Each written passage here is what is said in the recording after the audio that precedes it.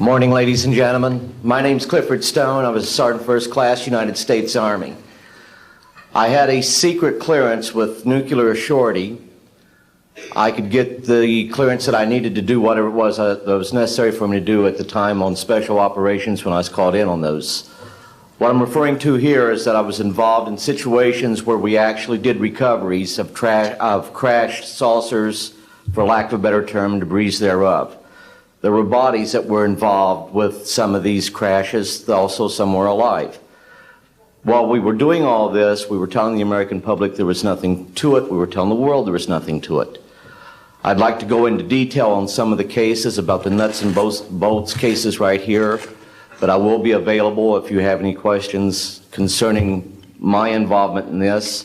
You can talk to Dr. Greer to arrange for me to get to talk to you. But the whole situation is, we've set back, we've told the American people that there's no such thing as UFOs. I've been involved where we have recovered these objects. We know them to be of extraterrestrials. In 1969, I had an event that happened to me while I was stationed at Fort Lee, Virginia. We went to Indiantown Gap, Pennsylvania. That would be my first exposure to any time that we would be recovering an unidentified flying object. When we went there, we already had people that was already in the facility. We were a backup team, which was supposed to be NBC because there was supposed to be some nuclear materials that was on board this craft. Later on, most people involved were to be told that there was nothing on board it. It was nothing more than just a crash of one of our aircraft. I know better because I was one of the people that approached it with a Geiger counter to get surface readings. I was the first person to go ahead and see that there were bodies on it. That would be the first of approximately 12 events. UFO crashes are not events that take place every day. They're rare. I know we're not alone in the universe. I know that the absence of evidence is not evidence of absence. It's evidence that has been denied to the American people.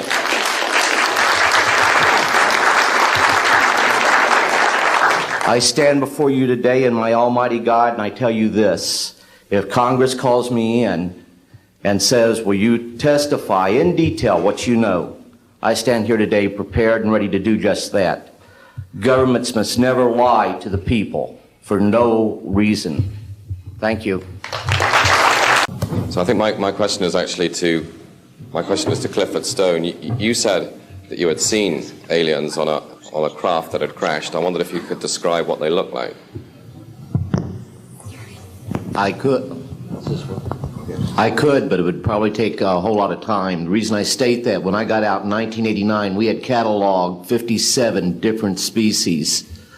You have individuals that look very much like you and myself that could walk among us and you wouldn't even notice the difference, except for some of the things that they might be able to go ahead, even in a dark room, and touch an object and go ahead and identify what color that object might be. They would have a heightened sense of smell, sight, hearing. The situation is that you have various types of what we normally call grays. We didn't call them grays in the military, but you had at least 3 types of the grays. You had some that were much taller than we were. The unique thing that I'd like to point out for the most part is that the entities that we did catalog were in fact humanoid. Now this created a situation where the scientific community was trying to figure out why that would be the case, because you would expect that if life evolved on other planets that they would take on some type of other being, so to speak, not necessarily look humanoid or be bipedal such as we are. But apparently we got quite a few of the species out there that are humanoid in appearance. And that creates a question that yet has to be answered by science. Yes, and as I call on you, please state the news agency that you were with. Yes, ma'am. Deanne Divis with United Press International.